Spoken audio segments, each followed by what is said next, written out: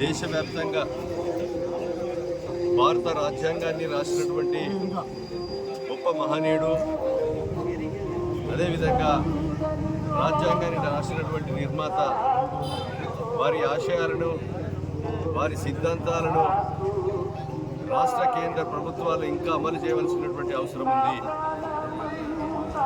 పేదలు సమాంతరంగా వాళ్ళ కళ్ళల్లో వెలుగు చూసినప్పుడే అంబేద్కర్ రాసిన రాజ్యాంగ విలువలను కాపాడవలసినటువంటి బాధ్యత ప్రభుత్వాల మీద ఉందంటూ చట్టసభలలో కానీ, అదేవిధంగా గ్రామీణ ప్రాంతాల్లో ఉండేటువంటి పేద బడుగు బలహీన వర్గాల ప్రజలు, తిండికి లేని బువ్వకు లేని, ఈరోజు నీడలేని పేదలందరినీ కూడా సమాంతరంగా పేదలందరికీ ఈరోజు అంబేద్కర్ రాసినటువంటి రాజ్యాంగం ప్రకారంగా పేదలందరికీ గూడు నీడ అందించడమే ఆయన యొక్క ప్రధాన లక్ష్యం.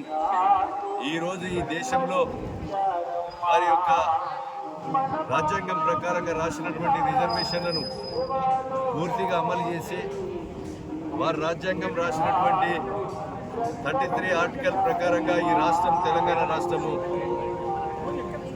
సోనియా గాంధీ ఇవ్వడం జరిగింది.